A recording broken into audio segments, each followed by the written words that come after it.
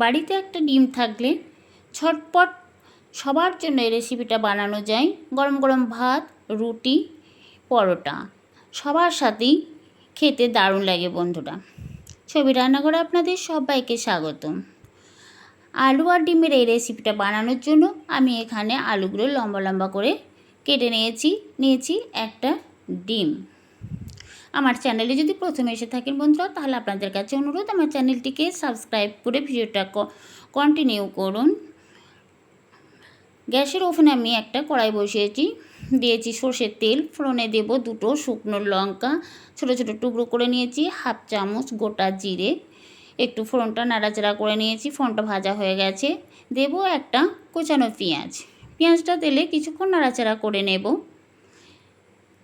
হালকা ভাজা হয়ে গেছে বন্ধুরা, একেবারে পুড়িয়ে ফেললে হবে না। এখন 1 চামচ আদা রসুনের পেস্ট দেব লবণ। আদা রসুনটা তেলে একটু নাড়াচাড়া করে নেব যাতে আদা রসুনের গন্ধটা চলে যায়। কিছুক্ষণ নাড়াচাড়া করার পর একটা বড় সাইজের টমেটো কুচানো দেব। টমেটোর সঙ্গে একটু লবণ দিয়ে যদি তেলে নাড়াচাড়া করা হয়, টমেটোটা তাড়াতাড়ি নরম হয়ে যায় বন্ধুরা। টমেটোটা তেলে নাড়াচাড়া করে নেব। পুরনো বন্ধুদের অনেক অনেক ধন্যবাদ আমার সাথে থাকার জন্য। এখন দেব গুঁড়ো মশলা, হাফ চামচ হলুদ গুঁড়ো, হাফ চামচ লঙ্কা গুঁড়ো, এখানে হাফ চামচ জিরে আর ধনে মিলে 1 চামচ দিয়েছি। অল্প একটু জল দিয়ে শুকনো মশলাগুলো কষে নেব। মশলা কষা হয়ে গেছে, মশলা থেকে তেল ছেড়ে দিয়েছে বন্ধুরা। এখন কেটে রাখা আলুগুলো দেব। আলুর মধ্যে পরিমাণ মতো লবণ দেব। মশলার সঙ্গে আলুটা একটু কষে নেব। প্লিজ বন্ধুরা ভিডিওটা কন্টিনিউ করবেন আর লাইক দিয়ে দেখা শুরু করবেন। হ্যাঁ বন্ধুরা, এটা সাধারণ রেসিপি, বা হাতে সময় যদি কম থাকে তাহলে চটজলদি এই রেসিপিটা বানিয়ে রাতের ডিনারে রুটি বা পরোটার সাথে খেতে পারেন বন্ধুরা। আলুটা কষানোর পর জল দিয়ে ঢাকা দিয়ে আমি রান্না করতে দিয়েছি। এখন আলু সেদ্ধ হয়ে গেছে, দেখুন আলুটা পুরোপুরি সেদ্ধ হয়ে গেছে।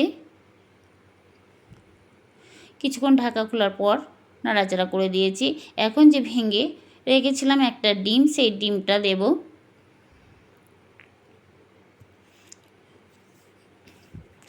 অল্প একটু ডিমের মধ্যে লবণ দেব। কিছুক্ষণ এইভাবে একটু ডিমটা সেদ্ধ হয়ে যাবে, তারপর নাড়াচাড়া করব।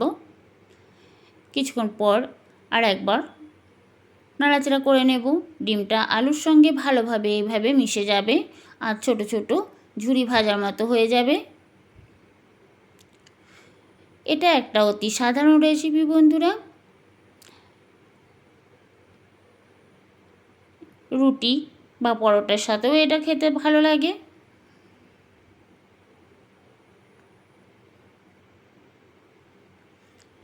আমার এই সাধারণ রেসিপি দেখতে কেমন লেগেছে অবশ্যই কমেন্ট করে জানাবেন। ভালো লাগলে লাইক, কমেন্ট, শেয়ার করবেন। সবশেষে ভাজা জিরে গুঁড়ো দিয়েছি।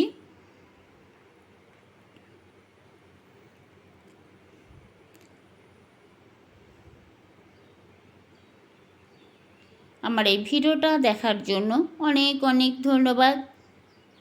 আবার দেখা হবে অন্য কোনো রেসিপি নিয়ে, অন্য কোনো ভিডিওতে। এবার আসি বন্ধুরা, ভালো থাকুন, সুস্থ থাকুন।